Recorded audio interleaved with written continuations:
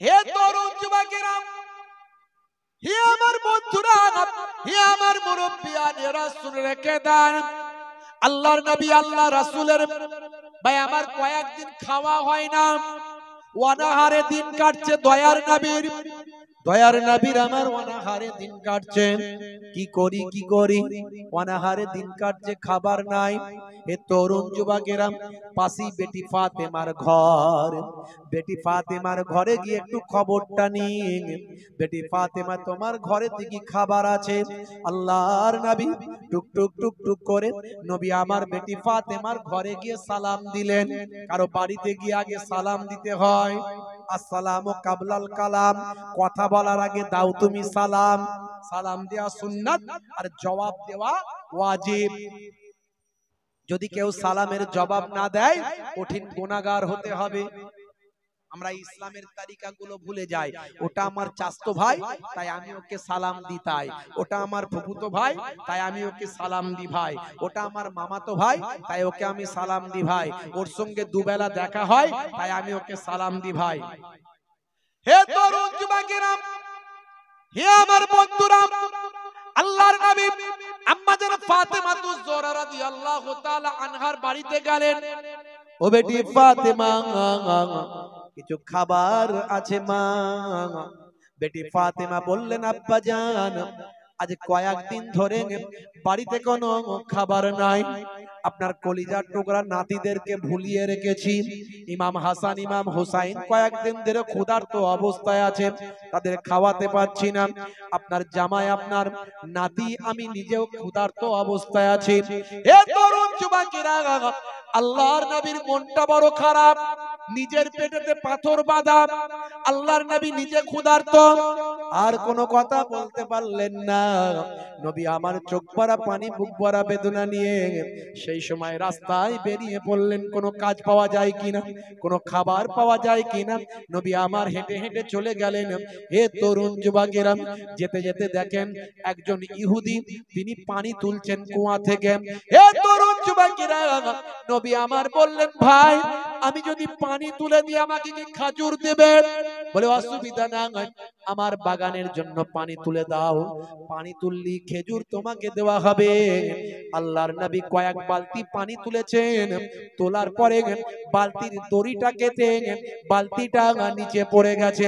এমন সময় ইহুদি ছুটে ছুটে এসে দেখে, সর্বনাশ, আমার বালতি নিচে পড়ে গেল, কাজের গন্ডগোল হয়ে গেল। দয়ার নবীর গালেতে একটা ইহুদি চর মেরে দিল। নূর নবীর গালেতে চর মেরে দিয়েছে।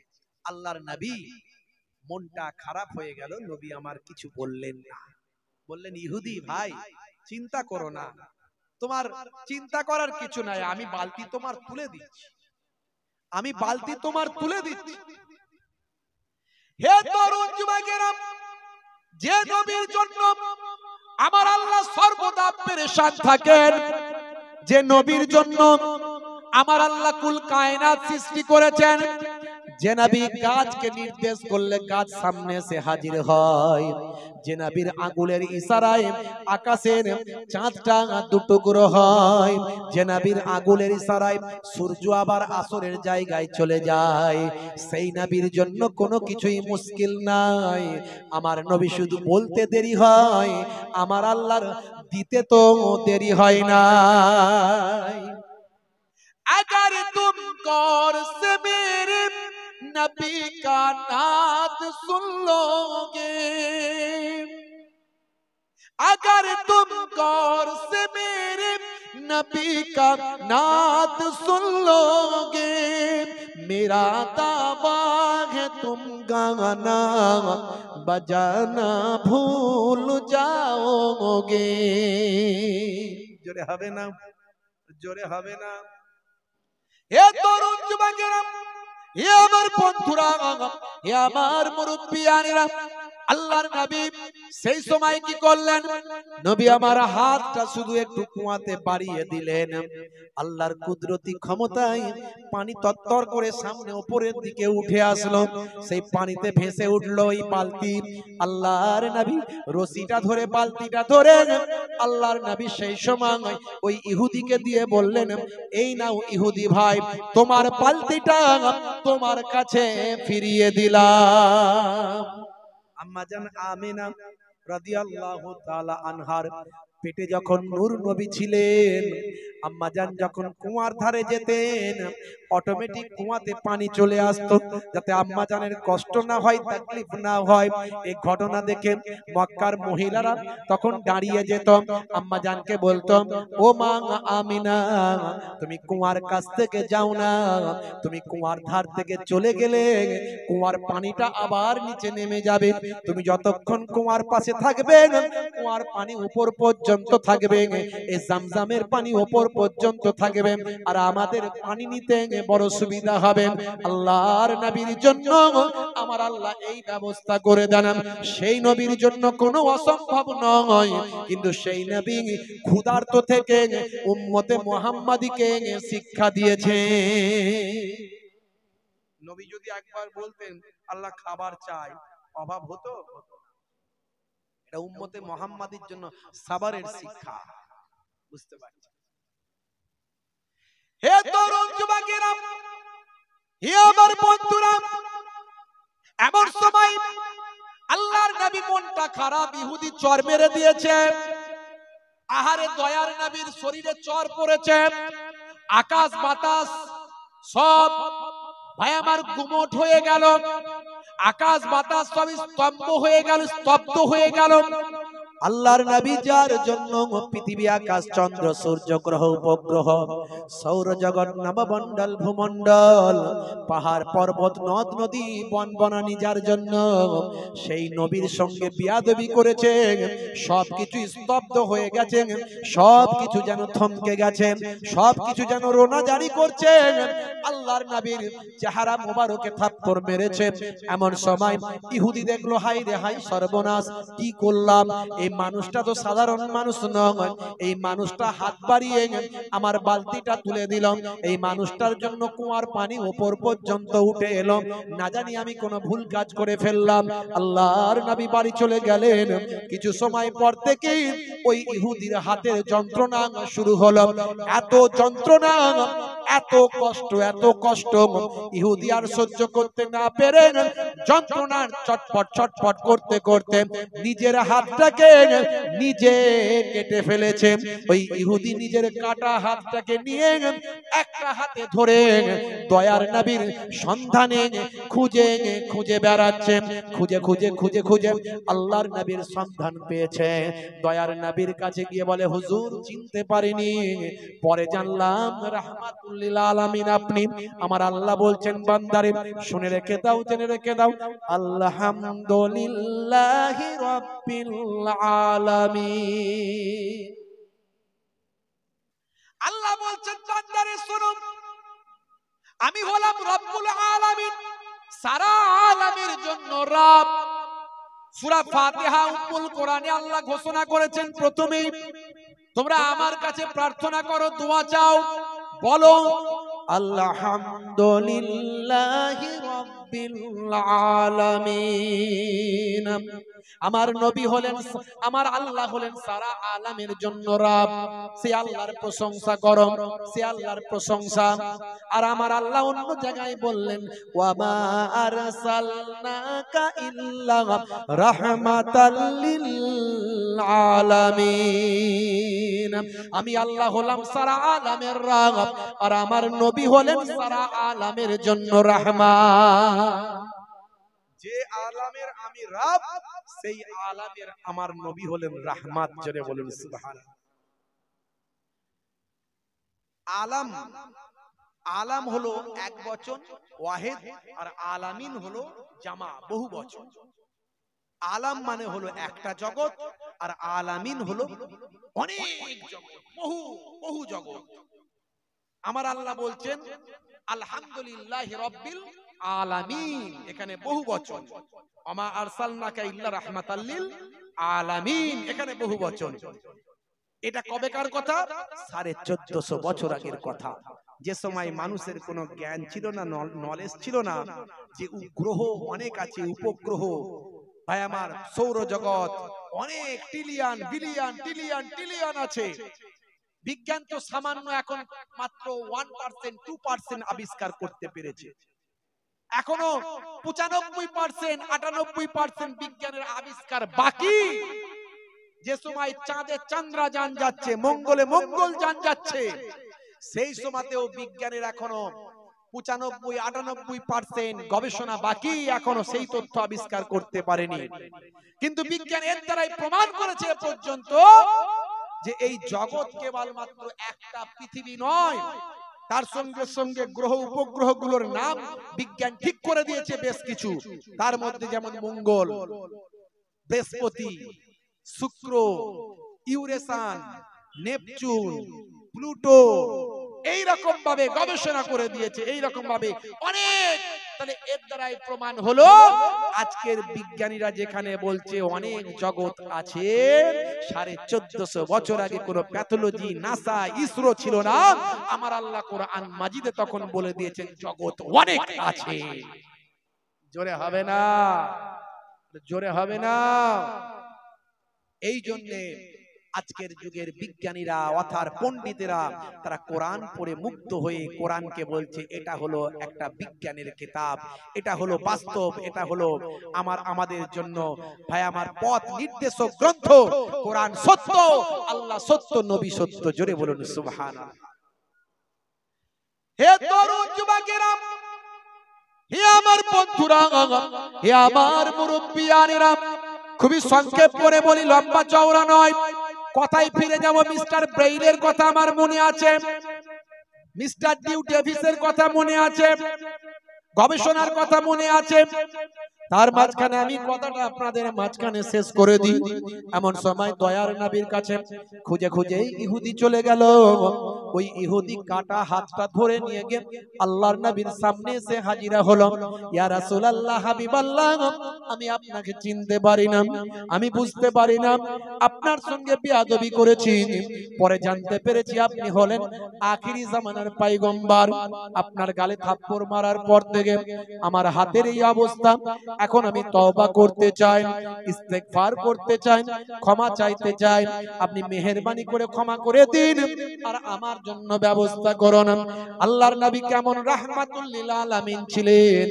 সেই সময় ওই ইহুদিকে বললেন, ইহুদি চিন্তা করো না ভাই, তোমার এই কাটা হাতটা আমায় দাও। কাটা হাতটা হাতে লাগিয়ে দিয়ে নবী আমার একটু দোয়া চাইলেন। দোয়া চাওয়ার সঙ্গে সঙ্গে হাতটা পুনরায় গোটা হয়ে গেল। জোরে হবে না, জোরে হবে না। নবীর রওজা শরীফ দেখে মন ভরে না, দিদার দাও গো শাহে মদিনা, দিদার দাও গো শাহে মদিনা। জোরে হবে না সুবহানাল্লাহ, জোরে হবে না সুবহানাল্লাহ। মাশাআল্লাহ। জনাব হযরত মুহতারাম মাওলানা জুনায়েদ হোসেন সাহেব মস্ত বড় একজন যোগ্য আলেম, মুফতি, আল্লাহ করে আমাদের লেকচারার্স অ্যাসোসিয়েশন অফ বেঙ্গলের অন্যতম নেতৃত্ব। তিনি মাশাআল্লাহ আজকের বক্তা আছেন আমার পরে, উনি এসে হাজিরা দেবেন কিছু সময়ের মধ্যেই। আল্লাহ করে সব একের পর এক ওলামা হযরতরা আসছেন। এবার দরুদ শরীফ আল্লাহুম্মা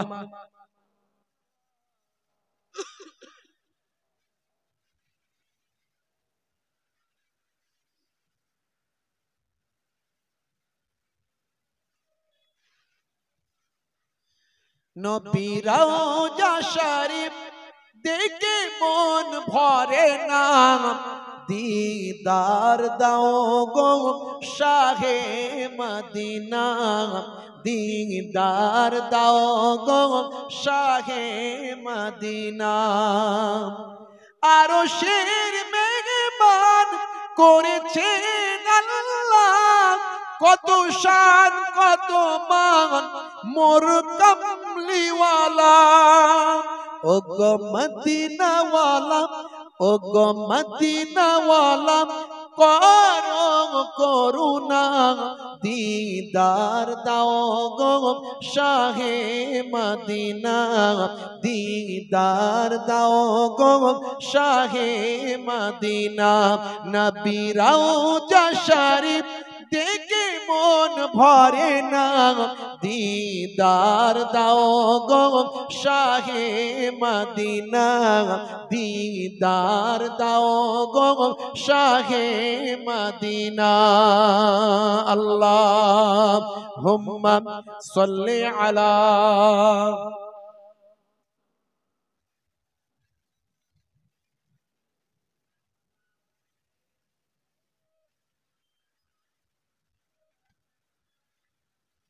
ভাইরা আমার, তরুণ যুবকেরা আমার, তাহলে আল্লাহর নবীর কি আখলাক, কি চরিত্র, সেই নবীর আখলাককে আজকে রবিউল আউয়াল মাসে আমাদের আত্মস্থ করতে হবে, আমাদের জীবনে বাস্তবায়িত করতে হবে। আপনার চরম শত্রু যদি এসে আপনার কাছে স্যালেন্ডার করে, আপনি তাকে ক্ষমা করবেন, এটাই হলো দয়ার নবীর আদর্শ। তবে সাবধান থাকতে হবে যেন আবার সে মুনাফিকি করে ক্ষতিটা না করতে পারে। বুঝতে পারছেন? মুনাফিকরাও ইসলামের কম ক্ষতি করেনি।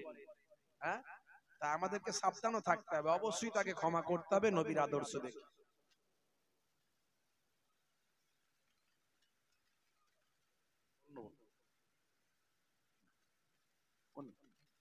হে তরুণ যুবকেরা, হে আমার বন্ধুরা, হে আমার মুরব্বিয়ানেরা, শুনে রেখে দিন বাবা, জেনে রেখে দেন। হে মুসলমান, সেই নবীর সুন্নত, সেই নবীর তরিকা, সেই নবীর মেহনত, সেই নবী কত কষ্ট পেলেন নামাজকে কায়েম করার জন্য। আল্লাহর নবী নামাজকে কায়েম করার জন্য কত মেহনত করলেন। সেই নামাজ যুবকেরা ছেড়ে দেবেন না। মুসলমানের ছেলে নামাজের সময় হলে মুয়াজ্জিন যখন আজান দেয় হাইয়া আলাস সালাম, মুসলমানের লালটু পল্টু ঝন্টু পল্টু মন্টুরা সব বলে মসজিদ তলা থেকে বাঁশতলাতে পালাম। বলে কেন রে ভাই? বলে মুয়াজ্জিন যদি দেখতে পায় তাহলে বলবে নামাজ পড়বি আয়। আজকালকার পোলা দেখো সঠিক পথে চলে না, পিতামাতা গুরুজনের কথা তারা শোনে না। মুসলমানের ছেলে এখন, যুবক ছেলেরা দেখবে নামাজ কালাম নাই, ঘোড়া নায়ক গায়কের ভক্ত। একটু যদি ওয়াজও শোনে তাহলেও বুঝতে পারে যে বড় বড় অথার পণ্ডিতেরা ফ্রি ফায়ার পাবজি, বাঁশবাগানের ধারে, নদীর পারে, রেল লাইনের ধারে ঘন্টার পর ঘন্টা শুধু ওই গুলি চালিয়ে যাচ্ছে, গুলি আর বন্ধ হয়। পৃথিবীটা আড্ডা খানা, সবাই তাতে মেজেছে, যে যেভাবে যাকে খুশি মুরগি দেখো করেছে। উপর থেকে নিচে অবধি, উপর থেকে নিচে অবধি চোরে সবই ভরেছে। ওরা গাছের খেয়েছে, ওরা নিচের খেয়েছে, ওরা গাছের খেয়েছে, ওরা নিচের খেয়েছে। এত নেতা হওয়ার ঝোঁক, বুঝতে পারছেন কেন রে ভাই? বলে চুরি ভালো করা যায়। হ্যাঁ, এত নেতা হওয়ার ঝোঁক। সারা ভারতবর্ষে, সারা পশ্চিমবঙ্গে শুধু মিডিয়া খুললে একটাই আওয়াজ পাচ্ছি, চোর আর চোর, চোর আর চোর। দেখছেন না, সব রেগে যাচ্ছে, চোর বললি রেগে যাচ্ছে। আচ্ছা, রেগে গেলে কে যে চুরি করে না তার আবার রাগ কিসের? আচ্ছা, ভালো নেতা কি নাই? আছে, তার তো কোনো রাগ হয়নি। হ্যাঁ, রাহুল গান্ধী দেখছেন না, রাহুল গান্ধী তোলপাড় করে ফেলছে, বলছে এসআইআর চোর, সর্বনাশ, ভোট চোর। বাপরে বাপ, তাহলে চুরি করতে করতে, পয়সা চুরি করতে করতে এই চুরি ওই চুরি সেই চুরি, ভোটও চুরি। বুঝতে পারছেন? কত নেতা দেখবে আমার বক্তৃতা দেয় মাইকে, মিষ্টি মিষ্টি কথাতে তার প্রাণটা তোমার জুড়াবে। কাটমানি আর তোলা বাজি, কাটমানি আর তোলা বাজি সবই তারা তুলেছে। ওরা গাছের খেয়েছে, ওরা নিচের খেয়েছে, ওরা গাছের খেয়েছে, ওরা নিচের খেয়েছে। রক্ষক আজ ভক্ষক সেজে মানুষ লুটেছে, পুলিশ কিংবা ডাক্তার যেই হোক কমিশন খেয়েছে। রক্ষক আজ ভক্ষক সেজে মানুষ লুটেছে, পুলিশ কিংবা ডাক্তার যেই হোক কমিশন খেয়েছে। ব্যতিক্রমী কিছুর জন্য, ব্যতিক্রমী কিছুর জন্য সমাজ চলছে, ওরা গাছের খেয়েছে, ওরা নিচের খেয়েছে। আল্লাহুম্মা সাল্লি আলা ওয়া আলা আলি সাইয়্যিদিনা। বন্ধুরা আমার, তরুণ যুবকেরা আমার, হে আমার মুরব্বিয়ানেরা শুনে রেখে দেন। তাহলে আমার আপনার নবী কত কষ্ট করেছেন, মেহনত করেছেন। আমাকে আপনাকে কোরআন মাজিদ দিয়ে গেছেন, নামাজ দিয়েছেন, সুন্নাত দিয়েছেন। হে তরুণ যুবকেরা, সেই নামাজটা ছাড়বেন না। নামাজের সময় হলে মসজিদে যাবেন, আল্লাহর নবীর সুন্নত গুলোকে মনে প্রাণে ভালোবাসবেন। এই দুনিয়া হলো ক্ষণস্থায়ী, আর পরকাল হলো চিরস্থায়ী। আমার আল্লাহ কোরআন মাজিদের ভিতরে বললেন, বাল তুসিরুনাল হায়াতাদ দুনিয়া ওয়াল আখিরাতু খায়রুম ওয়া আবকা। এই দুনিয়া হলো তোমাদের জন্য ক্ষণস্থায়ী, আর পরকালটা হলো তোমার চিরস্থায়ী। এ যুবকেরা, বড় বড় নেতা মন্ত্রী, ওয়াতার পণ্ডিত, বড় বড় রাজা, সম্রাট, মহারাজা, তারা পর্যন্ত আল্লাহর আনুগত্য স্বীকার করেছে, নবীর নির্দেশনা মেনেছে। বাদশা ঔরঙ্গজেব পৃথিবী বিখ্যাত একজন বাদশা ছিলেন, তাকে আলমগীর বাদশা বলা হতো। হে তরুণ যুবকেরা, তিনি হলেন মোগল সম্রাট। তিনি দাক্ষিণাত্য পর্যন্ত সাম্রাজ্য বিস্তার করেছিলেন, সবচেয়ে বেশি দিন রাজত্ব করেছিলেন। হে তরুণ যুবকেরা, তিনি মাঝে মাঝে খাজা গরিব নওয়াজের দরবারে যেতেন। এক বাদশাহ আর এক বাদশাহর দরবারে যেতেন। হে তরুণ যুবকেরা, হিন্দুল ওলি শাহিনশাহ বাদশাহ সুলতানুল হিন্দ খাজা গরিব নওয়াজ মাইনুদ্দিন চিশতি আজমিরি সঞ্জারি রহমাতুল্লাহ আলাইহি, দুনিয়াতে যত বাদশা আছেন, বাদশাদের বাদশা হিন্দুল ওলি বাদশাহ, আল্লাহ তাকে বানিয়েছিলেন সে খাজা গরিব নওয়াজের দরবারে গিয়ে হুজুরের ওসিলা দিয়ে আল্লাহর দরবারে দোয়া চাইতে। আমি যেন ভালো করে বাদশাহী চালাতে পারি, যেন আমার রাজত্ব ঠিকভাবে কায়েম করতে পারি, মানুষের উপর যেন কোন রকম অন্যায় আচরণ না করে ফেলি। কেমন নেতা ছিলেন! সেই বাদশা ঔরঙ্গজেব সম্পর্কে অনেক কটূক্তি করে কিছু মানুষ, ইতিহাসকে বিকৃত করা হয়েছে। ইতিহাসে তাকে দেখানো হয়েছে তিনি নাকি একজন বড় অপরাধী বাদশা ছিলেন, অমুসলিমদের উপর নাকি অনেক অত্যাচার করেছিলেন। আসল ইতিহাসকে বিকৃত করা হয়েছে। হে তরুণ যুবকেরা, তার কথা বলা হয় তিনি নাকি মন্দির ভেঙেছিলেন। মনে রাখবেন বাবা, তিনি তার জীবনে 12টা মন্দির মাত্র ভেঙেছিলেন। তার আমলে 50,000 মন্দির ছিল, তার মধ্যে 12টা মন্দির ভেঙেছিলেন। ভালো করে ইতিহাস জানবেন। শুধু মন্দির নয়, জেরার মসজিদগুলো যেগুলো ছিল, সেই মসজিদগুলো ভেঙেছিলেন। মহরমের তাজিয়া বন্ধ করেছিলেন, মহরমের অনুষ্ঠান তিনি বন্ধ করেছিলেন। মহারাষ্ট্রে অনেক মানুষ সেখানে মহরমের তাজিয়া করতে গিয়ে মারা গিয়েছিল। এই রকম যেগুলো প্রয়োজনীয় নয়, যেগুলোর ইসলামের কোনো ভিত্তি নাই, যেগুলো মানুষের কোনো উপকারের নয়, যেগুলো থাকলে মানুষের ভিতর অন্যায় অবিচার বেড়ে যাবে, সেগুলো তিনি বন্ধ করেছিলেন। হে তরুণ যুবকেরা, তিনি বালাজি মন্দির করার জন্য মহন্ত পালক দাসকে, ভাই আমার, একজন মহারাজকে তিনি অর্থ দিয়েছিলেন, কারণ তিনি ছিলেন রাজা, প্রজাদের সমানভাবে দেখা উচিত, তাই তিনি সমানভাবে দেখেছিলেন। শুধু তাই নয়, হে তরুণ যুবকেরা, হে আমার মুরব্বিয়ানেরা, সম্রাট আকবরের জামানায়, সম্রাট শাহজাহানের জামানায় 22% অমুসলিম সরকারি ভাবে চাকরি করত।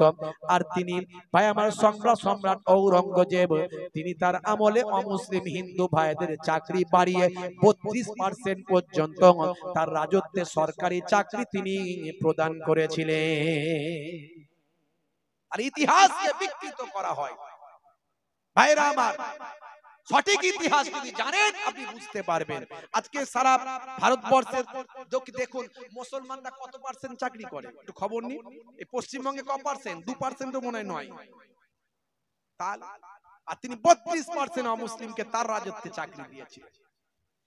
হে তরুণ যুবকেরা, তিনি তার রাজত্বে হিন্দু মুসলিম ভেদাভেদ করতেন না। তাকে একজন বলেছিলেন, হে ঔরঙ্গজেব, আলমগীর বাদশাহ, আপনি এত অমুসলিমদের চাকরি কিভাবে বাড়াচ্ছেন? সেই সময় তিনি বলেছিলেন, আমি আমার রাজত্ব করতে গেলে, বাদশাহী চালাতে গেলে আমি বাদশাহ হিসাবে আমার মধ্যে আমি প্রজাদের মধ্যে কোনো ধর্মীয় বিভেদ আমি দেখি না, ধর্মের মধ্যে কোনো লড়াই বিভেদ আমি দেখি না। আমি প্রজা মানুষ হিসাবে, আমার প্রজা হিসাবে তাদের সঙ্গে ব্যবহার করি। আমি কর্ম দেখে তাকে চাকরিতে দিই, আমি ধর্ম দেখে কাউকে চাকরিতে দিই না। হে তরুণ যুবকেরা, তাকে জিজ্ঞাসা করা হতো, আপনি এই আদর্শ কেমন করে মানেন? হে যুবকেরা শুনে রেখে দেন, বাদশা ঔরঙ্গজেব সেই সময় বলতেন, আমি আমার নবীর আদর্শ মানার চেষ্টা করি। বড় বড় মহারাজ, নেতা, মন্ত্রীরা নবীর আদর্শ মেনেছে। আজকে আমরা মুসলমান, সেই নবীর আদর্শ অনেকে আমরা ভুলে যাই। আমাদের নবীর আদর্শ ভুললে হবে না। হে তরুণ যুবকেরা, আপনার আমার নবী আপনাকে আমাকে কি শিক্ষা দিলেন? আজকে দেখুন মিস্টার ডিউ ডেভিস, পৃথিবী বিখ্যাত একজন ফিল্ম স্টার, তিনি কোরআন মাজিদ নিয়ে গবেষণা করলেন যে কোরআন মাজিদ আমার আল্লাহ প্রদত্ত কিতাব, দয়ার নবী দান করেছেন, আমাকে আপনাকে দিয়েছেন।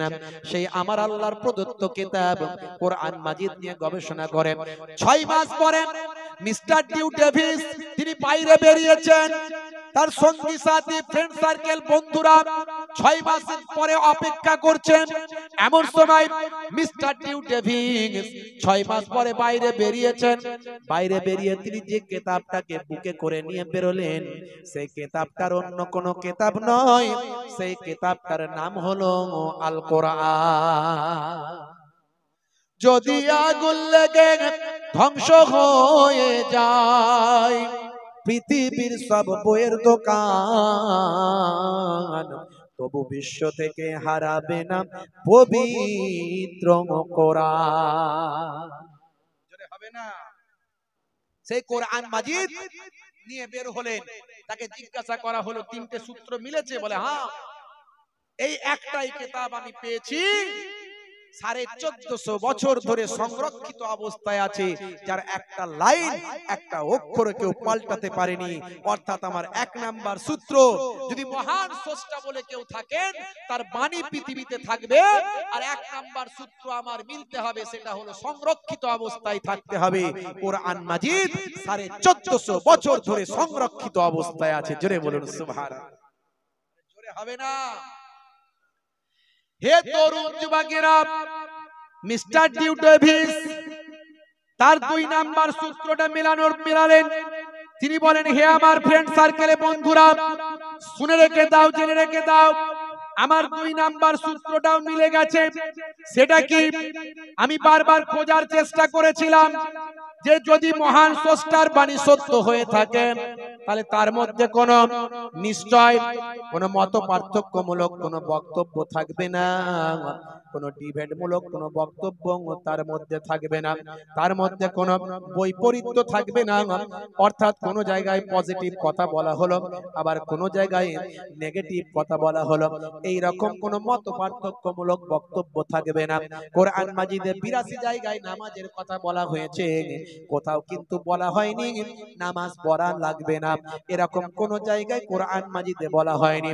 কোরআন মাজিদে বলা হয়েছে মদ হলো হারাম, কিন্তু কোথাও বলা হয়নি মাঝে মাঝে মদ খাওয়া যাবে।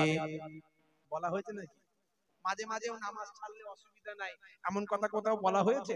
বলা হয়নি। কোন বিরুদ্ধাচরণ, ডিবেটমূলক বক্তব্য কোরআনে নাই, কোথাও নাই। বন্ধুরা আমার, তরুণ যুবকেরা আমার, হে আমার মুরব্বিয়ানিরা, মিস্টার নিউ ডেভিস বলেন, আমি সারা কোরআন মাজিদ পড়ে দেখলাম কোথাও বৈপরীত্যমূলক কথা নাই। শুধু তাই নয়, আমার আল্লাহ একেবারে ডাইরেক্ট কোরআন মাজিদের আয়াত দিয়ে সে কথা পরিষ্কার ভাবে তুলে ধরেছেন। আমি পড়ে মুগ্ধ হয়ে গেলাম। সূরার নাম সূরা নিসা, আয়াত নাম্বার হলো 82। এই 82 নাম্বার আয়াতে আমার আল্লাহ বলছেন, আফালা ইয়াতাদাব্বারুনাল কুরআন ওয়ালাউ কানা মিন ইনদি গায়রিল্লাহ লা ওয়াজাদু ফীহি ইখতিলাফান কাসীরা। হে তরুণ যুবকেরা, আমার আল্লাহ বলছেন, ওই সমস্ত মানুষেরা তারা কি আমার কোরআনের প্রতি লক্ষ্য করে না? যদি আমার এই কোরআন মাজিদ আমি আল্লাহ ব্যতীত অন্য কারো কাছ থেকে অবতীর্ণ হতো, তাহলে এই কোরআন মাজিদের ভিতরে অনেক বৈপরীত্য, বিরুদ্ধাচরণ বক্তব্য থাকতো। না না না না, সারা কোরআন মাজিদ পড়ে দেখলাম কোরআন মাজিদের ভিতরে একটাও বৈপরীত্য, বিরুদ্ধাচরণ বক্তব্য নাই। আমার 2 নাম্বার সূত্রটাও মিলে গেল। জোরে হবে না? বাকি রইল একটা। হে তরুণ যুবকেরা, 3 নাম্বার সূত্র বলেছিলাম, সেটা হলো এই গ্রন্থ যদি সত্য হয়, মহান কোরআন যদি সত্য হয়, তাহলে কোরআন মাজিদ যখন পৃথিবীর বুকে এসেছে, এমন কিছু বক্তব্য সেই কোরআন মাজিদের ভিতরে পাওয়া যাবে যে কথাগুলো তৎকালীন যুগের মানুষের জ্ঞানের বাইরে, তৎকালীন যুগের মানুষের নলেজের বাইরে থাকবে। এমন কিছু কথা কোরআন মাজিদের ভিতরে পাওয়া যাবে। হে তরুণ যুবকেরা, আমি পড়তে পড়তে দেখতে পেলাম, কোরআন মাজিদ খুলে দেখলাম কোরআন মাজিদের ভিতরে বিগ ব্যাং থিওরি আছে। যে বিগ ব্যাং থিওরি 1931 সালে মিস্টার জর্জ লেমিন্টে প্রথম আবিষ্কার করেছেন। সেই মিস্টার জর্জ লেমিন্টে বলেন, সারা বিশ্ব ব্রহ্মাণ্ড একটা বিন্দুর মতো, একটা কেন্দ্রে ছিল একটা বিন্দুর মতো, একটা ভাই আমার একটা কেন্দ্রে একটা বিন্দুর মতো ছিল। সেই বিন্দুর উপর যখন কোনো বিস্ফোরণ হলো, তখন সেটা বিচ্ছিন্ন হয়ে গেল। ভাই আমার আকাশ জমিন সূর্য চাঁদ সব আলাদা আলাদা হয়ে গেল। এর নাম হলো বিগ ব্যাং থিওরি। আবার রাবার যেমন টানলে বেড়ে যায়, ছেড়ে দিলে জড়ো হয়ে যায়, পৃথিবী যখন ধ্বংস হবে সব আবার জড়ো হয়ে একত্রিত হয়ে পৃথিবী ধ্বংস হয়ে যাবে। এর নাম হলো বিগ ব্যাং থিওরি।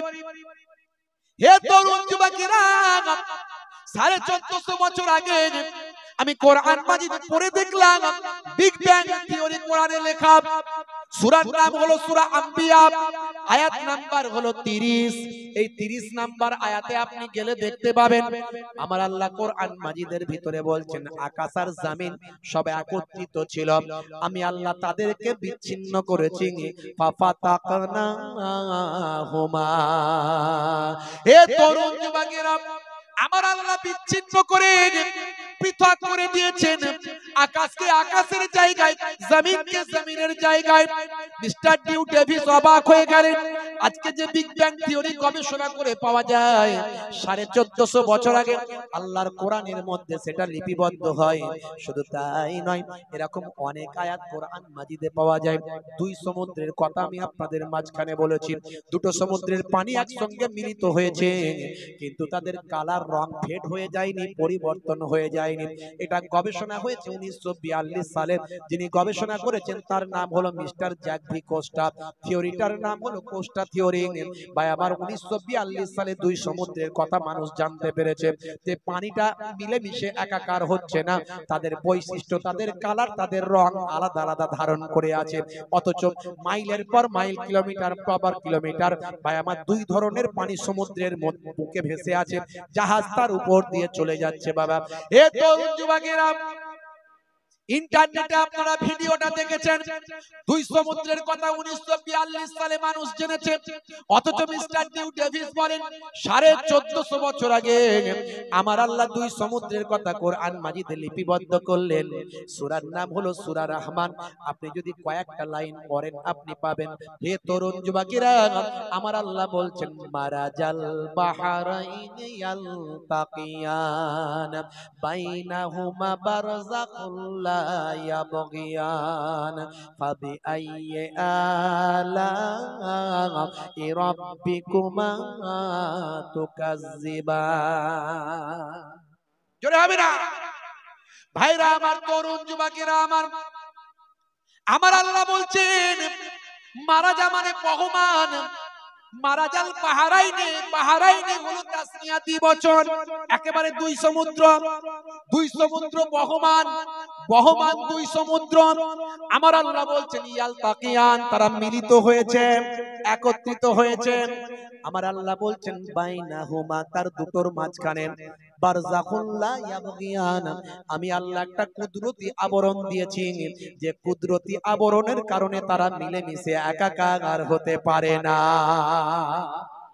জোরে হবে না এরকম অসংখ্য উদাহরণ আছে মিস্টার টিউ ডেভিস অবাক হয়ে গেলেন 1450 বছর আগে মানুষ তখন কি রকম ছিল তখনকার মানুষ যাযাবর ছিল বণিক ছিল ভাই আমার তখনকার যে মানুষ ভাই আমার যাযাবর সম্প্রদায়ের মানুষ ছিল তাদের এত জ্ঞান ছিল না দুই সমুদ্র আবিষ্কার করার জ্ঞান ছিল না তাদের এই সমস্ত বিগ ব্যাং থিওরি আবিষ্কার করার জ্ঞান ছিল না এরকম হাজারো উদাহরণ তাদের দেওয়ার ক্ষমতা ছিল না অর্থাৎ কোরআন মাজিদ কোন মানুষের লিপিবদ্ধ কিতাব নয় আমি বিশ্বাস করছি মহান আল্লাহ কোরআন মাজিদের লিপিকার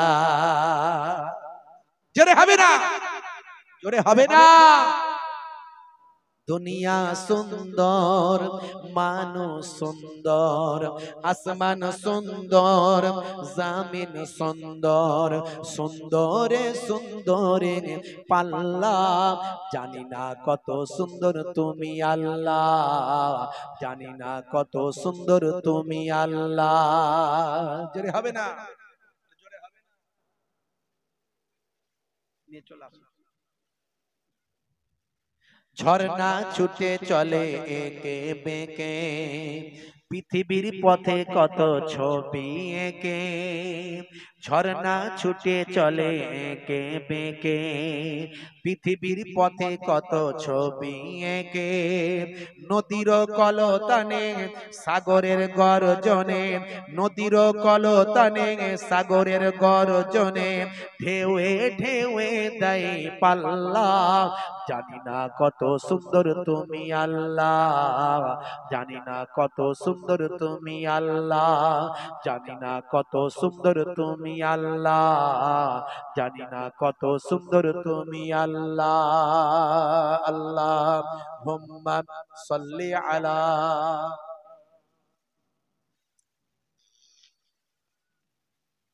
ওয়া আলা আলি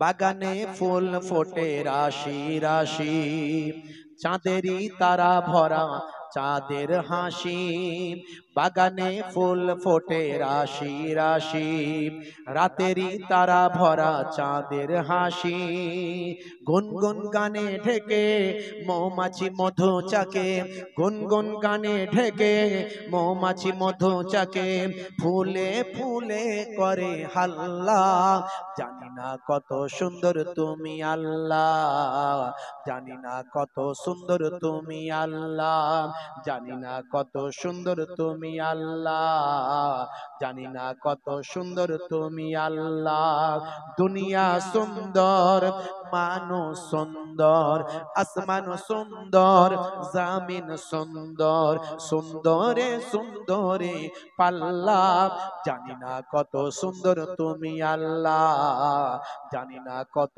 সুন্দর তুমি আল্লাহ বলুন না সুবহানাল্লাহ नारे देखबे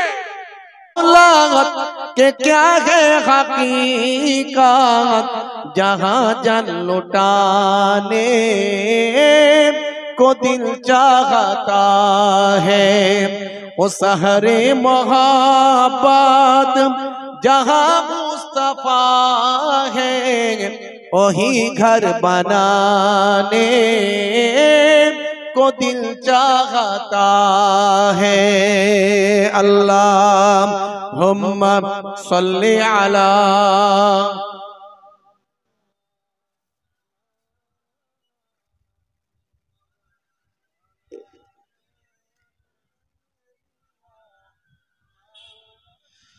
जिहादे मोहब्बत की आवाज गुंजी, कहाँ हंज़ला ने ये दिलों से अपने।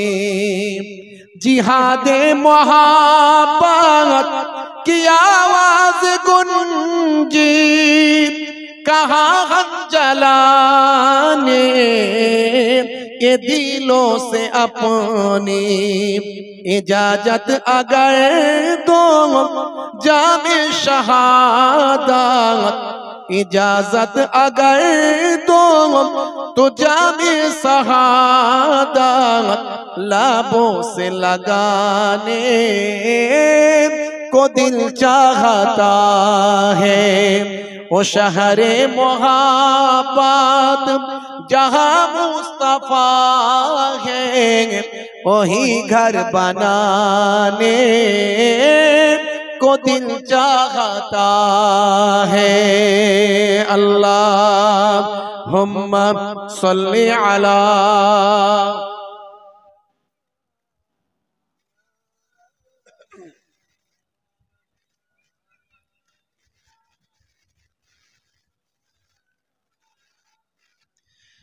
ओ नन्ना सा असगर एरी रगड़ कर यही कह रखा था, ओखी में मेरो कर।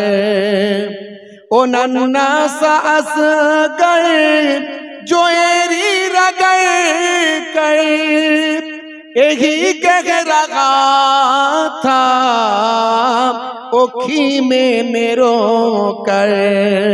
ऐ बाबा मैं पानी का प्यासा नहीं हूँ, ऐ बाबा मैं पानी की प्यासा नहीं हूँ। मेरा सर कटाने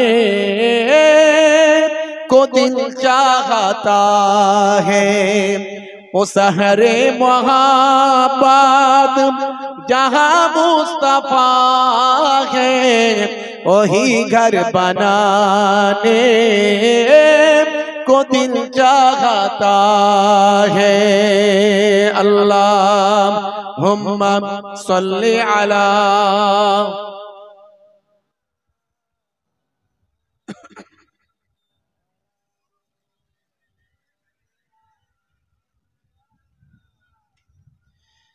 सितारों से ये चाहत कहता है हर दम, तुम्हें क्या बताऊं वो टुकड़ों का आलम।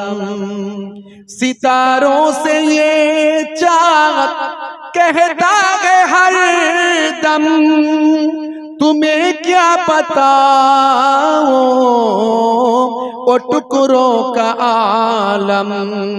इशारे में आका कि इतना मजा था, इशारे में आका कि इतना मजा था, कि फिर टूट जाने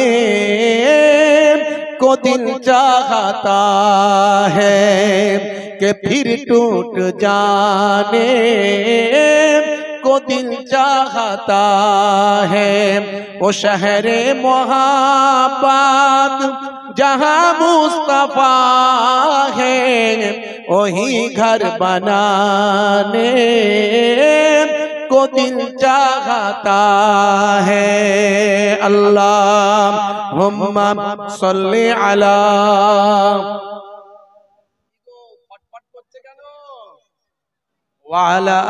আমি অনুরোধ করব যুবকদের এদিক ওদিক ঘোরাঘুরি না করে, সময় নষ্ট না করে জান্নাতের বাগানে কিছু সময়ের জন্য বসলে অনেক উপকার আছে। হে তরুণ যুবকেরা, হে আমার বন্ধুরা, শুনে রেখে দিন বাবা, জেনে রেখে দেন হে মুসলমান, জিক্রুল্লাহ জিক্রুন নবীর মাহফিলে যদি আপনি বসেন, আপনার জীবনটা ধন্য হয়ে যাবে। আল্লাহর নবীর হাদিস থেকে, বিভিন্ন হাদিস থেকে প্রমাণ। দয়ার নবী আমার বললেন, হে বাবা আবু রাজিম, তুমি দুটো ভালো কাজ করবে। এই দুটো ভালো কাজ যদি করতে পারো, আমি দয়ার নবী তোমাকে বলি, তোমার আল্লাহ দুনিয়াতেও ভালো করবেন আর আখিরাতটাও কামিয়াবি দান করে দেবেন। তার মধ্যে একটা হলো আলাইকা বে মুজালিসা আহলাজ যিকির।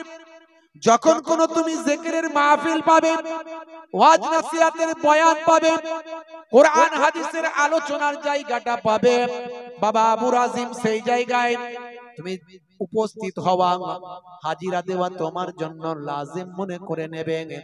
আর যখন তুমি একাকী থাকবে, ফাইজা খালাউতা ফাহারিক লিসানিকা মাস্তাতাআত বিযিকরিল্লাহ। যখন তুমি একাকী থাকবে, নিরিবিলিতে থাকবে, নির্জনে থাকবে, তোমার লিসানটা, তোমার জিহ্বাটা আল্লাহ আল্লাহ আল্লাহ জিকিরে মাশগুল করে রাখবে।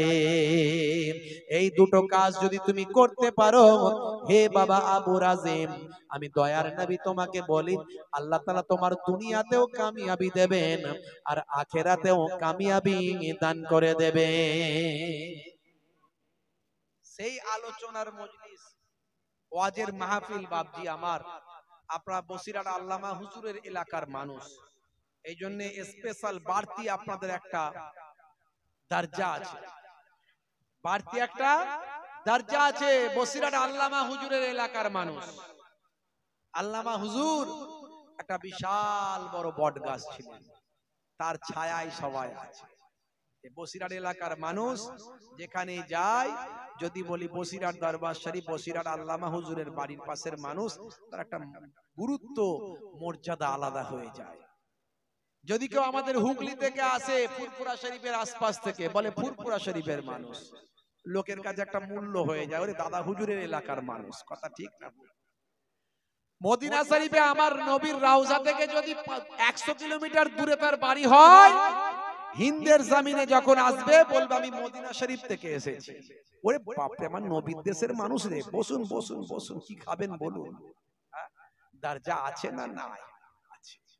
বাবাজি, মুরব্বিয়ানেরা আমার, তরুণ যুবকেরা আমার, এই এলাকায় অনেক জলসা হয়, অনেক আলেম হাফেজ, আল্লাহ করে এলেমের অভাব নাই।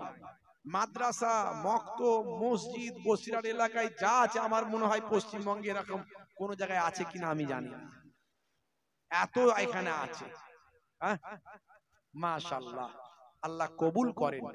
তবে আমাদের পরিপূর্ণ ইসলামের মধ্যে প্রবেশ করতে হবে, পরিপূর্ণ ইসলামের মধ্যে প্রবেশ করতে হবে। আমি মোহেবুল্লাহ হুসাইনি ছোট হুজুরের নাতি, পিননগরী হুজুরের পোতা, মুখে দাড়ি রেখেছি, জুব্বা পরেছি। আপনি মনে মনে করলেন বিরাট বড় আল্লাহওয়ালা মানুষ রে, বিরাট বড় আল্লাহওয়ালা মানুষ, আবার পীরের ঘরের আওলাদ। বাপ রে বাপ, আমাকে আপনাকে জানতে হবে আমি পুরোপুরি ইসলামে প্রবেশ করেছি কিনা, তবেই আমার মর্যাদা, না হলে আল্লাহর দরবারে মর্যাদা নাই। অত সহজ নয়। দাদা হুজুর এমনি হয়নি। দাদা হুজুর হয়েছিলেন, ওই আকাশ থেকে এসে নাজিল হয়ে যায়নি দাদা হুজুর। বসিরহাট হুজুর আকাশ থেকে নাজিল হয়ে যায়নি, আমার আপনার মতোই মানুষ ছিলেন। তারা এই দরজা পেলেন কি করে? আল্লাহকে খুশি করে, আল্লাহকে রাজি করে তারা এই মর্যাদায় উন্নীত হয়েছিলেন। আমি আপনি যদি চেষ্টা করি, আল্লাহর ধন ভান্ডারে, আল্লাহর রহমতি ভান্ডারে কোনো অভাব নাই। আজও আল্লাহর ওলি হতে পারেন, আপনার জবানের তো আল্লাহর আরশে কবুল হতে পারে, কিন্তু সেই তরিকায় চলতে হবে, সেই ওয়েতে চলতে হবে, সেই ট্র্যাকে চলতে হবে, সেই রেল লাইনের পাত ধরে এগোতে হবে। লাইনচ্যুত হলে হবে না বাপ। চারিদিকে গোনা, কোন দিকে যাবেন? রাস্তায় বেরোবেন, গোনা আর গোনা, নিজেকে সামলে রাখবেন কি করে? চায়ের দোকানে বসবেন, 2 মিনিট চা খেতে বসেছেন, কত গীবত শেখায়, চগলখড়ি, অশ্লীল ভাষা কানে চলে এলো, কি করবেন আপনি? 2 মিনিট বসেছেন, চাটা খাবেন। আবার এক একজন তো সারা সারা দিন চায়ের দোকানে বসে থাকে। চায়ের দোকানে বসে না থাকলে তাদের শরীর খারাপ করবে, বলে আমি নামাজটা পড়ি আর চায়ের দোকানেই তো সময়টা কাটায়, একদিকে ভালো জায়গায় যাচ্ছে আর একদিকে সবচেয়ে খারাপ জায়গা। আমি চায়ের দোকানকে খারাপ বলছি না, আল্লাহর নবী বলছেন বাজার হলো সবচেয়ে খারাপ, আর দুনিয়ার মধ্যে সবচেয়ে ভালো জায়গা হলো মসজিদ। হ্যাঁ, যত পারো মসজিদে ইবাদত করে সময় কাটাও, খালি নামাজটা পড়ে কোন রকমে পালাতে পারলে হলো, বুঝতে পারছেন? মসজিদে থাকলে জানটা ছটফট ছটফট ছটফট ছটফট করছে, যেন মনে হচ্ছে মাছকে ডাঙায় তুলে দেওয়া হয়েছে। মসজিদ থেকে বেরিয়ে যখন বাজারে গিয়ে বসলো চায়ের দোকানে, জান ঠান্ডা হয়ে গেল। আহারে কি সুন্দর, কত লাখ লোকের সঙ্গে দেখা, কত রকমের কথা। রাগ করবেন না বাপ, পরিপূর্ণ ইসলামের মধ্যে প্রবেশ করতে হবে। হে তরুণ যুবকেরা, হে আমার বন্ধুরা, শুনে রেখে দিন বাবা, জেনে রেখে দেন হে মুসলমান, আমার আল্লাহ কোরআন মাজিদের ভিতরে বললেন, হে দুনিয়ার মানুষ শোনো, হে দুনিয়ার মানুষ শোনো, ইয়া আইয়ুহাল্লাযীনা আমানু তাকুল্লাহ, হে দুনিয়ার মানুষ তোমরা আমি আল্লাহকে ভয় করো, হাক্কা তুকাতি, ভয়টা করার মতো ভয় করো, আমি আল্লাহকে ভয়টা করার মতো ভয় করো, ওয়ালা তামুতুন্না ইল্লা ওয়া আনতুম মুসলিমুন, আর ততক্ষণ পর্যন্ত মরো না যতক্ষণ না সচ্চা মুসলমান না হয়ে যায়। আমার আল্লাহ এখানে তো বলেই দিয়েছে সচ্চা মুসলমান হতে গেলে কি করতে হবে, পরিষ্কার কথা, এই আয়াতেই পরিষ্কার ক্লিয়ার। আপনি সাচ্চা মুসলমান না সাচ্চা মুসলমান নয়, এই আয়াতটাকে সামনে রাখলে আপনি ক্লিয়ার হয়ে যাবেন। আপনাকে দুনিয়ার কোনো মানুষকে বলতে হবে না, আপনি নিজেকে ধরে নেবেন। আল্লাহ বলছেন সাচ্চা মুসলমান হতে গেলে আমি আল্লাহকে শুধু ভয় করলে হবে না, শুধু ভয় করলে হবে না, আল্লাহ বলছে ভয় করার মতো ভয় করো। একটা দুনিয়ার নেতা মন্ত্রী, পুলিশ, আর্মি, র‍্যাব, নেতা মন্ত্রী, গন্ডা, বদমাইশ, মস্তান, তাদেরকে একটা মানুষের ভয় আছে না নাই? একটা দেখলে ভয় লাগে, ওরে বাবা রে মস্তান লোক রে বাবু, হ্যাঁ কোথায় কি এখন মারধর শুরু করে দেবে, কি করবে না করবে। ওরে বাবা রে পুলিশ একটু ধরে নিয়ে গিয়ে যদি কেস দিয়ে দেয় মারাত্মক ব্যাপার হয়ে যাবে, পুলিশকে ভয় খায়। আর আল্লাহ বলছেন আমাকে ভয় করার মতো ভয় করো। আল্লাহকে ভয় করাটা কেমন ভয় বুঝতে পারছেন? আল্লাহ তাআলাকে যদি ভয় করার মতো ভয় করতে পারি, আল্লাহ বলছেন তুমি সাচ্চা মুসলমান হয়ে গেছো। হে তরুণ যুবকেরা, হে আমার বন্ধুরা, হে আমার মুরব্বিয়ানেরা, সাচ্চা মুসলমান হতে গেলে দুটো কাজ করতে হবে। প্রথমত আপনাকে আল্লাহকে ভয় করার মতো ভয় করতে হবে, কামা হাক্কুহু, যেমন ভয় করা দরকার, সব কিছুর থেকে বেশি ভয় আমার আল্লাহকে করতে হবে। আর তারপর আপনাকে দুটো জিনিস করতে হবে। এক নাম্বার হলো ভাই আমার ঈমানে মজবুতি রাখতে হবে। ঈমান মানে শুধু আল্লাহকে বিশ্বাস নয়, ঈমান মানে অনেক কিছু বিশ্বাস। আল্লাহকে বিশ্বাস যেমন বিশ্বাস করা দরকার, যেমন মানা দরকার, পয়গম্বরদের বিশ্বাস, আসমানি কিতাবগুলোকে বিশ্বাস। হে তরুণ যুবকেরা, মৃত্যুর পর জীবিত হতে হবে বিশ্বাস। অল কদরে খাইরিহি ওয়া শাররিহি মিনাল্লাহি তাআলা, ভাগ্যে ভালো মন্দ যা কিছু হয় সব আল্লাহর কাছ থেকে হয় বিশ্বাস। হে তরুণ যুবকেরা, কিয়ামতের দিন হবে বিশ্বাস। এই এত কিছু বিশ্বাস, এর নাম হলো ঈমান। তবে শুধু বিশ্বাস করলেই হবে না, এর সঙ্গে আরো কাজ আছে। তাসদীকুম বিল কলব, তাকরীরুম বিল লিসান, ওয়া আমাল বিল আরকান। মুখে স্বীকার, অন্তরে বিশ্বাস, আর কার্যে পরিণত করার নাম হলো ঈমানদার। শুধু মুখে বললে হবে না আল্লাহ মানি, আল্লাহ মানি প্রমাণ করে দেখাতে হবে। আর প্রমাণ করতে গেলে আপনাকে আল্লাহর নির্দেশকে মানতে হবে।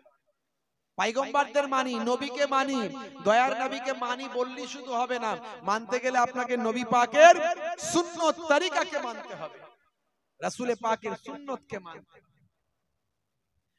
হে তরুণ যুবকেরা, হে আমার বন্ধুরা, শুনে রেখে দিন বাবা, জেনে রেখে দেন, আমার আপনার নবী এই দিনকে কায়েম করার জন্য কত কষ্ট করেছেন, কত মেহনত করেছেন নবী আমার।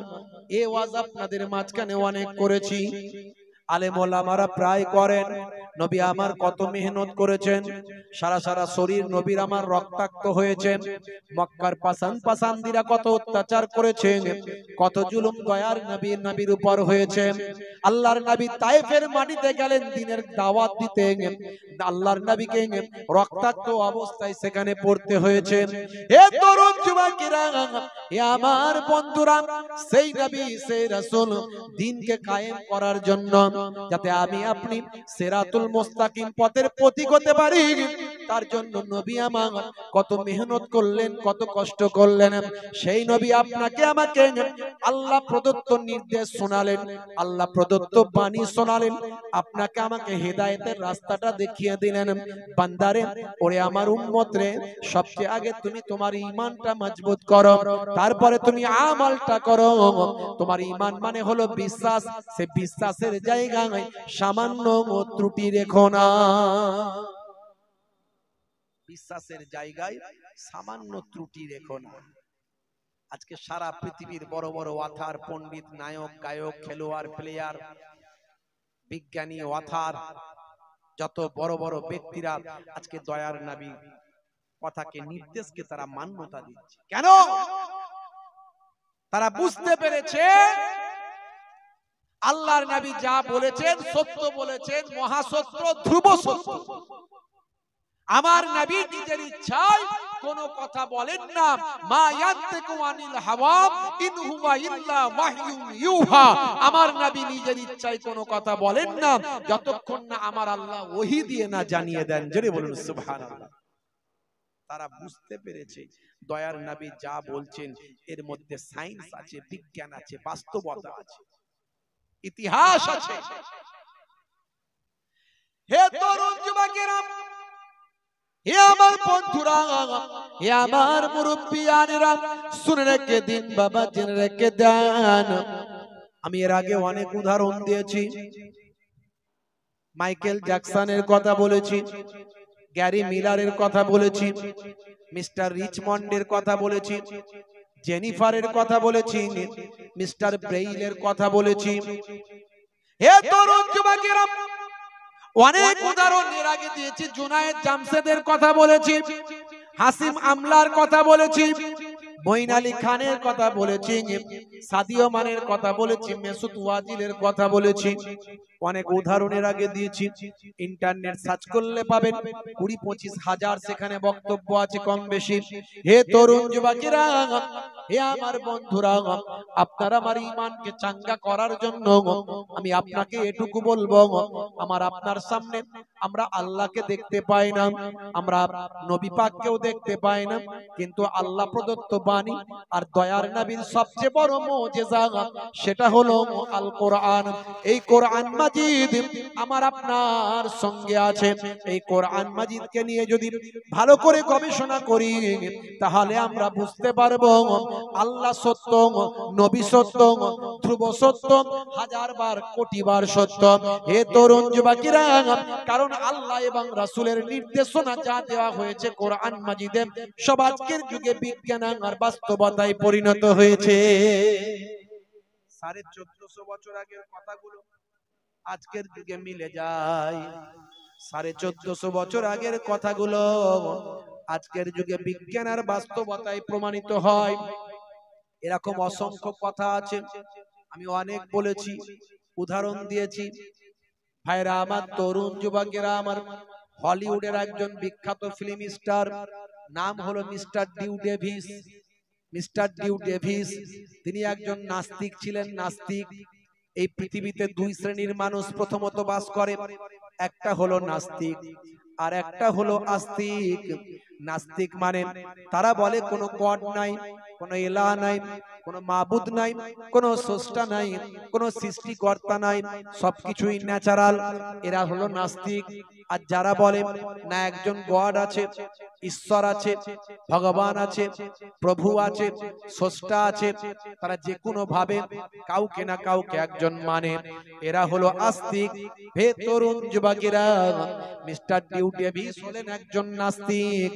তিনি বলেন কোন গড, কোন প্রভু নাই। পৃথিবী বিখ্যাত একজন সেলিব্রিটি মানুষ তিনি, পৃথিবী বিখ্যাত একজন নায়ক, পৃথিবী বিখ্যাত একজন হলিউডের বিখ্যাত একজন ফিল্ম স্টার। তাকে তার বন্ধুরা বলল, মুসলিম বন্ধু আছে, খ্রিস্টান বন্ধু আছে, ইহুদি বন্ধু আছে, তারা বলল হে মিস্টার ডিউ ডেভিস, শুনে রেখে দেন, আপনার আস্তিক হওয়া প্রয়োজন, নাস্তিকতা ছেড়ে দিয়ে আস্তিক হওয়া আপনার দরকার। মনে রাখবেন হে মিস্টার ডিউ ডেভিস, আস্তিকতার পথটাই হলো সঠিক পথ। আমরা ধর্মগ্রন্থ পড়েছি, ধর্মগ্রন্থ পড়ে আমরা জেনেছি মহান স্রষ্টা বলে একজন আছেন। আপনাকে সেটা নিয়ে গবেষণা করা আপনার জন্য প্রয়োজন।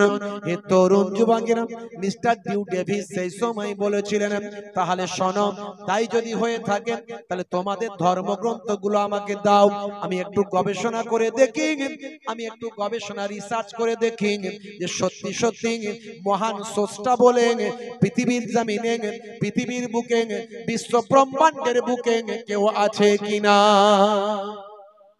মহান স্রষ্টা আছে কিনা একটু গবেষণা করে দেখি।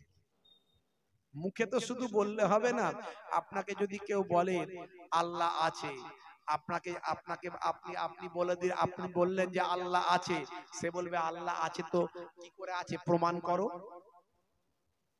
প্রমাণটা করো। কি করে প্রমাণ করবেন?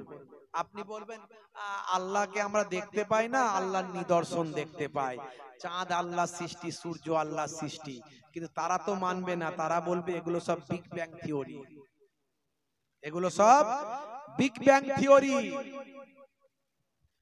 হে তরুণ যুবকেরা, হে আমার বন্ধুরা, হে আমার মুরব্বিয়ানেরা, খুব সংক্ষেপ করে বলি, প্রথমে একটু ঈমানের কথা বলছি। ঈমানের কথা বলতে গিয়ে এগুলো বলছি, একটু মনোযোগ দিয়ে বুঝুন। হে যুবকেরা, মনোযোগ দিয়ে শুনুন। মিস্টার ডিউ ডেভিস একজন পৃথিবী বিখ্যাত একজন সেলিব্রিটি। তিনি তখন কি করলেন, বিভিন্ন ধর্মগ্রন্থগুলো সঙ্গে নিলেন। মুসলিম ভাই তাকে একটা ধর্মগ্রন্থ আল কোরআন দিলেন, কেউ বা আপনার অন্য কিছু দিলেন, কেউ বা অন্য কিছু দিলেন, সব কিছু নিয়ে তিনি তার বাড়িতে প্রবেশ করার আগে বললেন আমি 6 মাসের জন্য বাড়িতে প্রবেশ করছি, কোন ধর্মগ্রন্থ যদি সঠিক হয়ে থাকে তাহলে আমার 3টে সূত্র সেই ধর্মগ্রন্থের সঙ্গে মিলে যাবে। 3টে সূত্র যদি আমার মিলে যায় আমি জানবো সেই ধর্মগ্রন্থটা সঠিক। 3টে সূত্র আমার মিলতে হবে। কি সূত্র তিনি বলে দিয়েছেন, দেখুন ঈমান কাকে বলে, কিভাবে ঈমানকে মজবুত করবেন। আজকে সারা পৃথিবীতে কোটি কোটি মানুষ প্রতিনিয়ত ঈমানকে আপন করে নিচ্ছে, আমার নবীকে নবী বলে স্বীকার করছে, আমার আপনার রাসূলকে তার আখিরি জামানার পয়গম্বর বলে মানছে, আল্লাহকে এক বলে স্বীকার করছে। এটা আমার আপনার মতো কোন মৌলবীর এখানে কোনো কৃতিত্ব নাই বাবা, এখানে আসল কৃতিত্ব হলো আল্লাহর কোরআন। তারা কিছুই দেখতে পায় না, না নবীকে দেখতে পাচ্ছে, না আল্লাহকে দেখতে পাচ্ছে, তারা একটা জিনিস পাচ্ছে, সেটা হলো কোরআন। সে কোরআনকে তারা পড়ে নিয়ে দেখছে, আরে বাপ রে বাপ, এখানে যা লেখা আছে একটা কথাও তো কেটে দেওয়ার মতো নয়, বরং আমরা আমাদেরকে এই কোরআন অনেক শিক্ষা দিচ্ছে। তারা পড়ে অবাক হয়ে গিয়ে বলে কোরআন সত্য, নবী সত্য, আল্লাহ সত্য। জোরে বলুন সুবহানাল্লাহ। ভাইরা আমার, তরুণ যুবকেরা আমার, হে আমার মুরব্বিয়ানেরা শুনে রেখে দেন, মিস্টার ডিউ ডেভিস সেই সময় বলেছিলেন শুনুন, আমার 3টে সূত্র যদি মিলে যায় তাহলে আমি আল্লাহ বলে কেউ আছেন বিশ্বাস করব, গড কেউ আছেন বিশ্বাস করব, প্রভু কেউ আছেন বিশ্বাস করব।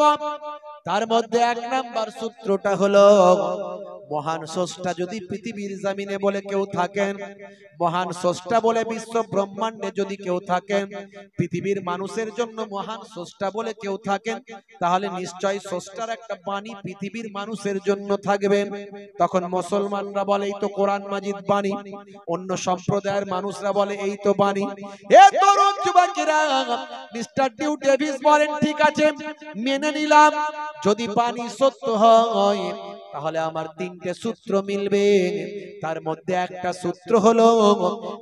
সূত্র হলো যদি মহান স্রষ্টা বলে কেউ থাকেন, তার বাণী পৃথিবীর জমিনে থাকবে, আর সেই বাণীটা হবে সংরক্ষিত বাণী।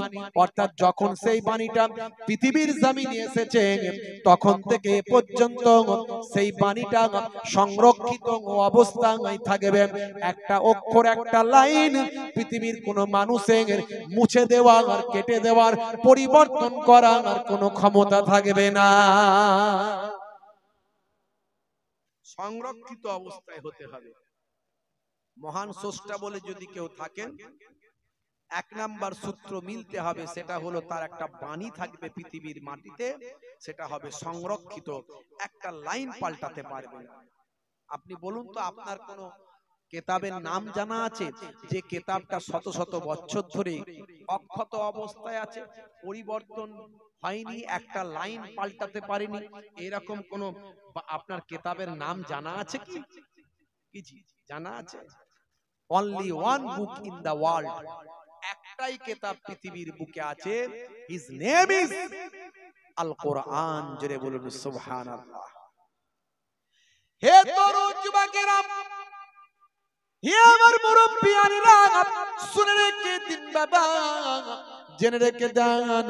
হে মুসলমান একটু লক্ষ্য করুন, এই কোরআন মাজিদ একটাই কিতাব বন্ধুরা আমার, তরুণ যুবকেরা আমার। কিন্তু মিস্টার ডিউ ডেভিস গবেষণা করার জন্য বিভিন্ন ধর্মগ্রন্থ নিয়ে 6 মাসের জন্য বাড়িতে প্রবেশ করলেন। তিনি বাড়ির ভিতরে প্রবেশ করলেন এবং হে তরুণ যুবকেরা, 6 মাস তিনি বিভিন্ন কাজকর্ম বন্ধ করলেন, তার অ্যাক্টিং অভিনয় করা বন্ধ করলেন, ফ্রেন্ড সার্কেলের সঙ্গে দেখা করা বন্ধ করলেন। তিনি ডেট দিয়ে দিলেন, আজ থেকে 6 মাস পরে অমুক দিনে আমি বাইরে বের হব, আমার ফ্রেন্ড সার্কেল থেকে ফ্যান ফলোয়ার্স যারা আছে তাদের সঙ্গে আমি মোলাকাত করব। 6 মাসের আগে আমার সঙ্গে কেউ মোলাকাত করবে না, আমার সঙ্গে কারো দেখা হবে না। 6 মাস ধরে আমি বাড়িতে মেহনত করব, বিভিন্ন ধর্মশাস্ত্রগুলো নিয়ে গবেষণা করব, বিভিন্ন ধর্মগ্রন্থ নিয়ে আমি রিসার্চ করব। হে তরুণ যুবকেরা, হে আমার বন্ধুরা, মিস্টার ডিউ ডেভিস 6 মাসের জন্য বিভিন্ন ধর্মগ্রন্থ নিয়ে বাড়িতে প্রবেশ করলেন। তিনি কোরআন মাজিদ পড়তে শুরু করলেন, অন্যান্য ধর্মগ্রন্থগুলো পড়তে শুরু করলেন। পড়তে পড়তে পড়তে পড়তে কোরআন মাজিদ যত পড়েন তত তিনি দেখতে পান Quran Majid only one book in the world, সারা পৃথিবীর বুকে একটাই কিতাব, যে কিতাবটা 1450 বছর ধরে একটা লাইন একটা অক্ষরকে পৃথিবীর কোনো মানুষ পরিবর্তন করতে পারে না। জোরে হবে না, জোরে হবে না। সারা কোরআন মাজিদ তিনি পড়ে অবাক, তিনি অবাক হলেন। আরে বাপ রে বাপ, একটা লাইন এর কেউ পরিবর্তন করার ক্ষমতা হয়নি। পৃথিবীতে এত বড় বড় পণ্ডিতদের আগমন হয়েছে, এত বড় বড় গবেষকরা এসেছে, এত বড় বড় সায়েন্টিস্টরা এসেছে, এত বড় বড় বড় বড় বিজ্ঞ পণ্ডিতেরা এসেছে, তারা কেউ পাল্টাতে পারেনি একটা অক্ষর। বই লিখলে, কিতাব লিখলে তার সংস্করণ হয়, প্রথম সংস্করণ, দ্বিতীয় সংস্করণ, তৃতীয় সংস্করণ। আবার বই লিখলে লিখে দেয়, যদি কোনো পাঠকের লেখার মধ্যে ভুল ভ্রান্তি ত্রুটি মার্জনা ধরা পড়ে অনুগ্রহ পূর্বক লেখকের সঙ্গে যোগাযোগ করে জ্ঞাত করবেন, পরবর্তী সংস্করণে ঠিক করে দেওয়া হবে। আচ্ছা, কোরআন মাজিদে এরকম কিছু লেখা আছে নাকি? লেখা আছে? লেখা নাই। কারণ কোরআন মাজিদ কোনো পাঠকের লেখা নয়, কোনো মানুষের লেখা নয়, কোরআন মাজিদ স্বয়ং আল্লাহ তাআলা লিখে দিয়েছেন। জোরে বলুন সুবহান। হে তরুণ যুবকেরা, হে আমার বন্ধুরা, শুনে রেখে দিন বাবা, জেনে রেখে দেন। হে মুসলমান, একটু লক্ষ্য করুন। আমার আল্লাহ কোরআন মাজিদের ভিতরে বললেন, ওয়া ইন কুনতুম ফি রাইবিম মিম্মা নাযালনা আলা আবদিনা ফাআতু বিসূরাতিম মিন মিসলি ওয়াদউ শুহাদাআকুম মিন দুনিল্লাহি ইন কুনতুম সাদিকিন। আমার আল্লাহ জানিয়ে দিয়েছে, এই দুনিয়ার মানুষ, আমার নবীর উপর, আমার বান্দার উপর যে কোরআন মাজিদ আমি আল্লাহ নাজিল করেছি, যে আয়াত নাজিল করেছি, যদি তোমাদের এটা নিয়ে কোনো ডাউট হয়, সন্দেহ হয়, তাহলে এই কোরআন মাজিদের ফাতু বিসূরাতিন মিন মিসলি, এই কোরআন মাজিদের একটা সূরার মতো সূরা নিয়ে আসো। কোরআন মাজিদের একটা সূরার মতো সূরা বানিয়ে নিয়ে আসো। আর আল্লাহ ছাড়া যাকে খুশি সহযোগিতায় রাখো, সঙ্গী হিসাবে সহযোগিতা নাও। 1450 বছর আগের চ্যালেঞ্জ। কবেকার চ্যালেঞ্জ? 1450 বছর আগে। এখনো পর্যন্ত পৃথিবীর কোন মানুষ সে চ্যালেঞ্জ গ্রহণ করার ক্ষমতা অর্জন করেনি। গোলাম আহমদ কাদিয়ানি, আপনার নাম শুনেছেন, সে কিন্তু একটু চেষ্টা করেছিল। সে এত বুদ্ধিমান ছিল, সে আল্লাহ নবীর বিরোধিতা করতো না, বলতো মুহাম্মদ সাল্লাল্লাহু আলাইহি ওয়াসাল্লাম আল্লাহর নবী, কিন্তু তারপরে যে আর নবী হবে না এটা তো নয়, আরো নবী হবে। মুহাম্মদ সাল্লাল্লাহু আলাইহি ওয়াসাল্লাম নবী ছিলেন, তারপরে আরো নবী হবে না তা নয়, নবী হবে। আমি সেরকম একজন নবী। সে ছিল একজন শায়ের, একজন কবি, খুব সুন্দর করে কবিতা বলতে পারতো, তার কবিতা শুনে অনেকে মুগ্ধ হয়ে যেত, বুঝতে পারছেন? সে তখন বলতো, এগুলো তো জিবরাইল আমার কাছে নিয়ে এসেছে, বলুন না নাউজুবিল্লাহ। তখন তার কবিতার লাইনের অনেকে ভুল ধরতে শুরু করলেন। তখন আবার তিনি বলতেন, যখন জিবরাইল ফারিস্তা আসতো, মাঝে মাঝে আমি একটু ঘুমাচ্ছন্ন, তন্দ্রাচ্ছন্ন, একটু মাঝে মাঝে ঘুমিয়ে পড়তাম, তো ওই ঘুমের ঘরে ওই আয়াত শুনে মাঝে মাঝে একটু গন্ডগোল হয়ে যেত, ওটা ঠিক করে নেবো, অসুবিধা নাই। বুঝতে পারছেন ভাইরা আমার? তার মওতটা হয়েছিল অত্যন্ত জিল্লাতের সঙ্গে। হে তরুণ যুবকেরা, হে আমার বন্ধুরা, শুনে রেখে দিন বাবা, জেনে রেখে দেন। হে মুসলমান, একটু লক্ষ্য করুন। তরুণ যুবকেরা আমার, মুরব্বিয়ানিরা আমার, দীর্ঘ 23টা বছর ধরে কোরআন মাজিদ নাজিল হয়েছিল। আল্লাহর নবী মুখস্থ করে নিয়েছিলেন। ভাই আমার, বছরে কয়েকবার করে হযরতে জিবরাইল আলাইহিস সালামকে আমার আপনার নবী কোরআন মাজিদ মুখস্থ শোনাতেন। ভাই আমার, কাতেবে ওহী যারা ছিলেন, ওহীর লেখক যারা ছিলেন, তারা আল্লাহর কোরআন মাজিদ যখনই নাজিল হতো তারা লিপিবদ্ধ করে রাখতেন। হে তরুণ যুবকেরা, হে আমার মুরব্বিয়ানিরা, এইভাবে কোরআন মাজিদ 1450 বছর আগে সংরক্ষিত অবস্থায় ছিল, সংরক্ষণ করা হয়েছিল। সেই থেকে আজ পর্যন্ত কোরআন মাজিদের একটা লাইন, একটা অক্ষর পৃথিবীর কোন মানুষ বদলাতে পারে না। মিস্টার ডিউ ডেভিস তিনি চিন্তা করলেন, হাই রে হাই, আমার প্রথম সূত্রটা প্রত্যেকটা গ্রন্থ আমি পড়লাম, গবেষণা করলাম, রিসার্চ করে দেখলাম কোন গ্রন্থের সঙ্গে নয়, একটা গ্রন্থের সঙ্গে মিলে যায়। প্রথম আমার 1 নাম্বার সূত্র, 1450 বছর ধরে মহান স্রষ্টার যদি বাণী পৃথিবীতে এসে থাকে, তাহলে মহান স্রষ্টার বাণী পৃথিবীর কোন মানুষের বদলানোর ক্ষমতা হবে না। একটাই কেবল কিতাব, যে কিতাবের একটা লাইন বদলানোর ক্ষমতা পৃথিবীর কোন মানুষের নাই, সেই কিতাবটার নাম হলো আল কোরআন। সেই কোরআন মাজিদ, আমি অবাক হয়ে যাই ভাইরা আমার, তরুণ যুবকেরা আমার, মুরব্বিয়ানেরা আমার, সেই কোরআন মাজিদ মিস্টার ডিউ ডেভিস আরো পড়া শুরু করলেন। আমার 1 নাম্বার সূত্র সংরক্ষিত অবস্থায় থাকবে।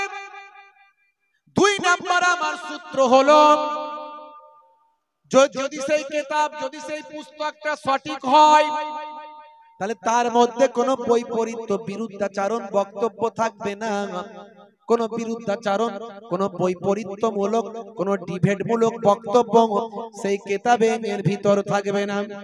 ক্লিয়ার করে বললে বুঝে যাবেন। মনে করুন আমার আল্লাহ 82 জায়গায় নামাজের কথা বলেছেন, ওয়াকিমুস সালাত ওয়া আতুজ যাকাত ওয়া আরকাউ মা'আর রাকিন, সালাত আদায় করো, যাকাত প্রদান করো, আর রুকুকারীদের সঙ্গে রুকুটা করো, তার মানে জামাতে মসজিদে গিয়ে নামাজ পড়ো। অনেকে জামাত ছেড়ে দেয়, ইচ্ছা মতো নামাজ পড়ে, মন গড়া, পড়লি তো হলো রে বাবু, নাকি নামাজ পড়তে হবে বলেছে, পড়লি তো হলো, ও জামাতে তো সবাই যাচ্ছে, আমি একটু কাজে ব্যস্ত আছি। আগে কাজ না আগে নামাজ, বলেন আগে কাজ না আগে নামাজ।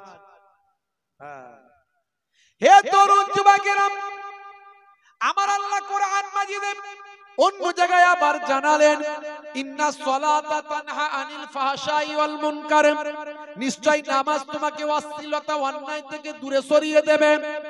বান্দা তুমি যদি নামাজি হয়ে যাও, নামাজ তোমাকে পাপ থেকে বারণ করবে।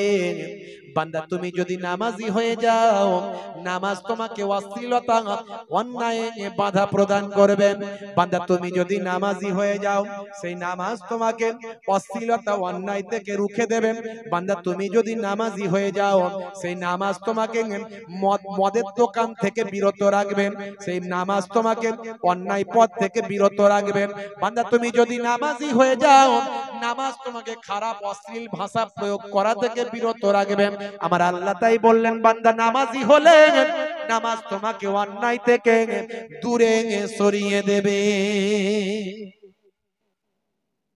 আমার নানা জান ছোট হুজুর পীর কেবলা রাহমাতুল্লাহ আলাইহি ফুরফুরা শরীফ, তিনি বলতেন, বাবা নামাজের কথা বলতে গিয়ে মাঝে মাঝে রাগান্বিত হতেন, বলতেন কি দিয়ে বোঝালে বুঝবে বলো, ঝোড়া আর কোদাল দিয়ে বোঝাও বাবা, ঝোড়া আর কোদাল দিয়ে বোঝাবো? রাগান্বিত হতেন। আমার দাদা যান মায়াপুর পীরনগরী হুজুর পীর কেবলা রাহমাতুল্লাহ আলাইহি, তিনি মাঝে মাঝেই দেখবেন বলতেন, তার কাছে এই ওয়াজটা সবাই শুনেছেন, বাবা 15টা মিনিট নাক আর মুখটা যদি চেপে ধরো বাবা, তাহলে আর নিঃশ্বাস নিতে পারবে না। এমন কোন পালোয়ান আছে 15টা মিনিট নাক আর মুখটা চেপে ধরলে সে বেঁচে থাকবে? তাহলে হাওয়া কার, বাতাস কার, সব বলতেন এরকম করে। বলতে বলতে বলতেন, বাবা দিনে রাতে নামাজ পড়তে, 5 ওয়াক্ত নামাজ পড়তে 12 মিনিট করে সময় দিলে বাবা 1 ঘন্টায় 5 ওয়াক্ত নামাজ হয়ে যাবে। 1 ঘন্টা যদি তুমি নামাজে দাও, আমার আল্লাহ তোমার 23 ঘন্টা কামিয়াবি দান করে দেবে। এই জন্যই তো মুয়াজ্জিন আজানে বলে। আমরা তো অনেকে আজানের মানে বুঝি না, আজানের জবাবও দিই না, আজানের জবাব দিই না। আজানের জবাব যদি দেওয়া হয়, একেবারে সহি হাদিস থেকে বর্ণনা এসেছে, আল্লাহর নবী বলেন যে আজানের জবাব দেবে, দয়ার নবী বলছেন ফা দখালাল জান্নাহ, আমার আল্লাহ তাকে জান্নাতি করে দেবে। জোরে হবে না?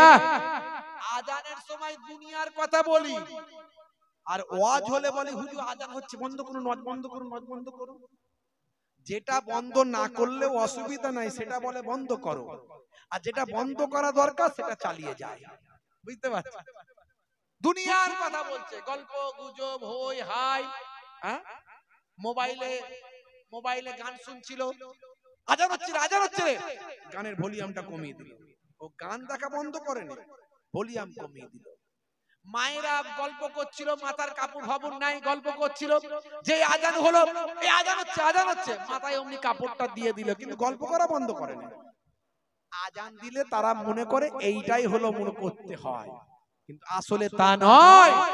আজান দিলে দুনিয়ার কথা অফ করে আজানের জবাব যে বান্দা দেবে, আল্লাহর নবী বলেন ফা দখালাল জান্নাহ, আমার আল্লাহ তাকে জান্নাতি করে দেবেন। জোরে বলেন সুবহানাল্লাহ। আর আজানের জবাবটা কি? অনেকে বলে হুজুর সেটা তো জানি না। আজানের জবাবটা কি? আজানের জবাব হলো, আজানে মুয়াজ্জিন যা বলবে আপনি তাই বলবেন, মনে মনে তাই বলবেন। আজানে মুয়াজ্জিন যা বলবে আপনি মনে মনে তাই বলবেন। খালি হাইয়া আলাস সালাহ আর হাইয়া আলাল ফালাহ যখন বলবে তখন বলবেন লা হাওলা ওয়ালা কুওয়াতা ইল্লা বিল্লাহ। এইটুকু শুধু আপনি বলবেন, আর বাকি যা মুয়াজ্জিন বলবে আপনি তাই বলবেন। এটাই হলো আজানের জবাব। জোরে বলুন সুবহানাল্লাহ। মুয়াজ্জিন আযান দিয়ে বলছে হাইয়া আলাস সালাহ, এসো নামাজের দিকে এসো। নামাজের দিকে এলে কি হবে? আল্লাহ বলছেন হে মুয়াজ্জিন বলে দাও। আবার মুয়াজ্জিন বলছেন, কি বলছেন? হাইয়া আলাল ফালাহ।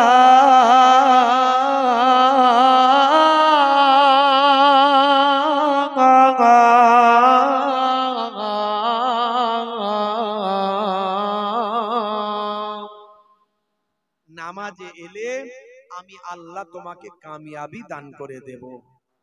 জোরে হবে না? এটা আল্লাহর কথা। নামাজে এলে কামিয়াবি দেবেন কে? জোরে বলেন। নামাজে এলে কামিয়াবি দেব আল্লাহ বললেন।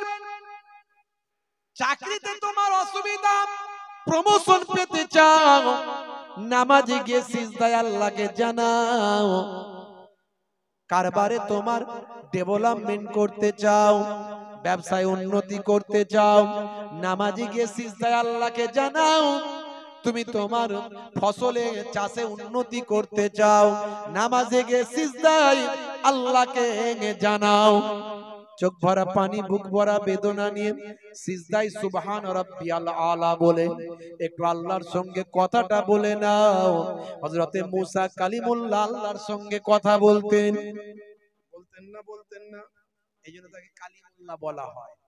হ্যাঁ, মুসা নবীকে কালিমুল্লাহ বলা হয়, ইব্রাহিম নবীকে খলিলুল্লাহ বলা হয়, ইসমাইল নবীকে জাবিহুল্লাহ বলা হয়, আদম নবীকে সাফিউল্লাহ বলা হয়, দাউদ নবীকে খলিফাতুল্লাহ বলা হয়, আর আমার আপনার নবীকে হাবিবুল্লাহ বলা হয়। জোরে হবে না? খলিল মানে বন্ধু, সাদিক মানে বন্ধু, হাবিব মানে বন্ধু, সবই বন্ধু। কিন্তু বন্ধুত্বের মধ্যে একটু ব্যাখ্যা আলাদা আছে। খলিল মানে বন্ধু, সাদিক মানে বন্ধু, রফিক মানে বন্ধু, হাবিব মানে বন্ধু, কিন্তু বন্ধুত্বের মধ্যে একটু ব্যাখ্যা আলাদা আছে। খলিল মানে বন্ধু কিরকম? মানে যিনি খলিল তিনি আল্লাহকে যতটা, তিনি আল্লাহ তাকে যতটা ভালোবাসেন, ভালো করে বুঝবেন। যিনি খলিল একটু কথা বাবু চুপ কর। যিনি খলিল তিনি আল্লাহ তাকে যতটা ভালোবাসেন, খলিল আল্লাহকে আরো বেশি ভালোবাসে। জোরে হবে না? বোঝাতে পারলাম কি? যিনি খলিলুল্লাহ মানে ইব্রাহিম নবী, আল্লাহ ইব্রাহিম নবীকে যতটা ভালোবাসেন, ইব্রাহিম নবী আল্লাহকে তার থেকে বেশি ভালোবাসেন। জোরে হবে না? আর হাবিবুল্লাহ মানে, হাবিব মানেও বন্ধু। কিরম বন্ধুত্ব? না, আল্লাহ যতটা নবীকে ভালোবাসেন, আমার নবীও আল্লাহকে ঠিক ততটাই ভালোবাসে। জোরে হবে না? বন্ধুরা আমার, আমার আপনার নবীর কি দরজা, কি মর্তবা আল্লাহ দিয়েছে। হে তরুণ যুবকেরা, হে আমার বন্ধুরা, হে আমার মুরব্বিয়ানেরা, শুনে রেখে দিন বাবা, জেনে রেখে দেন, আমার আপনার নবী সেই নামাজকে প্রতিষ্ঠা করার জন্য কত কষ্ট করেছেন। নবী আমার নামাজকে কায়েম করার জন্য কত কষ্ট করেছেন। ইন্তেকালের সময় দুটো কথা বলে নবী আমার ইন্তেকাল করলেন। আসসালাত আসসালাত ওয়া মা মালাকাত আইমানুকুম, ইয়া আমার উম্মতেরা নামাজ, ইয়া আমার উম্মতেরা নামাজ, ইয়া আমার উম্মতেরা নামাজ। আর তোমাদের অধীনস্থ, তোমাদের আন্ডারে যে লোকগুলো থাকবে, সেই লোকগুলোর সঙ্গে খারাপ আচরণ করো না। দেখেছেন নবী আমার কত বড় রাজনীতিবিদ।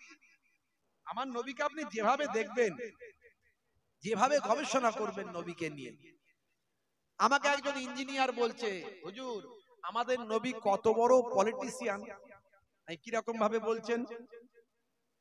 নবীকে সব দিক থেকে আপনি গবেষণা করবেন। আল্লাহর নবী পয়গম্বর, আল্লাহর নবী বিজ্ঞানী সায়েন্টিস্ট, আল্লাহর নবী হিস্টোরিয়ান, নবী ইতিহাস বলেছেন। কোরআনের মাধ্যমে আপনি ইতিহাস জানতে পারছেন, এছাড়া হাদিসের মাধ্যমে আরো অতিরিক্ত ইতিহাস জানতে পারছেন। নবী হিস্টোরিয়ান, নবী দয়ার নবী ফিলোসোফার, আল্লাহর নবী একজন দার্শনিক, তিনি দার্শনিক কথাবার্তা বলেছেন। দার্শনিক যেভাবে আল্লাহর নবী একজন সায়েন্টিস্ট, তার কথাবার্তার মধ্যে বিজ্ঞান ফুটে উঠেছে। যেভাবে আপনি বলবেন, তা আপনি পলিটিশিয়ান কিভাবে বলছেন? বলছে দেখুন আল্লাহর নবী বললেন 5 ওয়াক্ত নামাজ পড়তে, তা আবার জামাতের সঙ্গে। আল্লাহর কথাই সব নবী বলছেন, 5 ওয়াক্ত নামাজ পড়তে, তা আবার জামাতের সঙ্গে। যদি জামাতের সঙ্গে 5 ওয়াক্ত নামাজ প্রতিষ্ঠিত হয় সমাজে, তাহলে সমাজের যে মানুষগুলো মসজিদে যাবে তাদের মধ্যে দ্বন্দ্ব থাকতে পারে। দ্বন্দ্ব থাকতে 5 বার দেখা হয় ভাই, এবেলা না হলে ঝগড়া হয়েছে, ও বেলা তো মিল হবেই হবে, নাহলে আজ না হলে কালকে তো মিল হবেই হবে। কথা ঠিক না ভুল? যাদের মধ্যে 5 বার দেখা হচ্ছে না, 5 ওয়াক্ত যারা যেতে পারছে না, তাদের জন্য আবার কি বললেন? জুম্মার দিনে একসঙ্গে নামাজ পড়ো। জুম্মায় সপ্তাহে একদিন তো দেখা হবে রে বাবু। কি কথা ঠিক না ভুল? একদিন যদি জুম্মার দিনে যায়, সারা গ্রামের লোক ঝগড়া না হলে 1 সপ্তাহ ছিল, পরের সপ্তাহে মিটতেই হবে। কথা ঠিক না ভুল? দেখা সামনাসামনি দেখা হচ্ছে, আসসালামু আলাইকুম দিতে তো হবে। যারা বিদেশে থাকে, বাইরে থাকে, বছরে 2 বার আল্লাহর নবী মুলাকাত করার জায়গা করে দিলেন, ঈদুল ফিতর আর ঈদুল আজহা।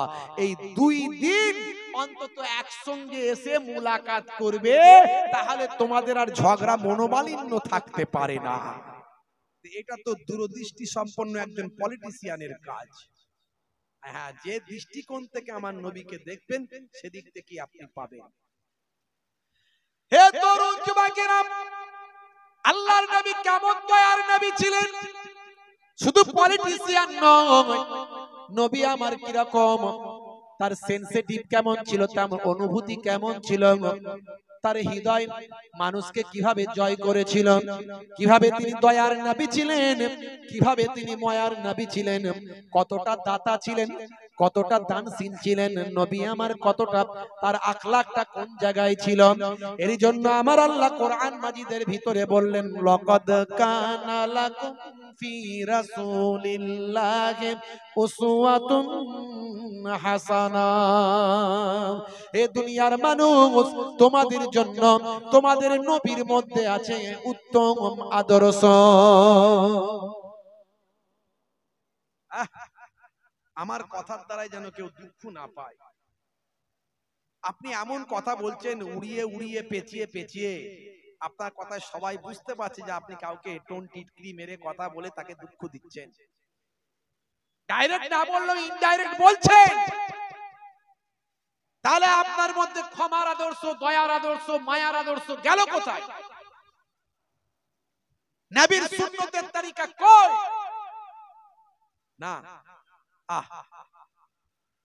হে তরুণ যুবকেরা, হে আমার বন্ধুরা, আল্লাহর নবী গরিবই চেয়েছিলেন। আল্লাহর নবীকে আমার আল্লাহ মক্কার পাহাড় পর্বতগুলো সোনা আর রূপা বানিয়ে দিতে চেয়েছিলেন। আমার আল্লাহ বলেছিলেন, হায় আমার হাবিব, এত দুঃখ কষ্ট যদি সহ্য করতে না পারেন, আপনি একবার আমার কাছে দোয়া চান, আপনি একবার আমাকে বলুন, আমি আপনার জন্য মক্কার পাহাড় পর্বতগুলো সোনা আর রূপা বানিয়ে দেব। আমার আপনার নবী আখিরি জামানার পয়গম্বর বলেছিলেন, মাবুদ আল্লাহ, আমি দুঃখ কষ্ট যন্ত্রণা সবটা আমি হজম করে নেব, কারণ কাল কিয়ামত পর্যন্ত আমার কোটি কোটি উম্মতি হবে যারা অসহায় হবে, অনাহারে ওয়ার্তাহারে দিন কাটাবে, গরিব হবে, অসহায় হবে। তারা যদি আমি নবী ধন দৌলতের মালিক হয়, তারা কেমন করে সাবার করবে, কেমন করে ধৈর্য ধারণ করবে। আর আমি নবী যদি গরিব হয়, তারা আমি নবীকে দেখে তারা নিজেদেরকে সামলাতে পারবে, সবার ইখতিয়ার করতে পারবে। আমার নবী গরিবই চেয়েছিলেন।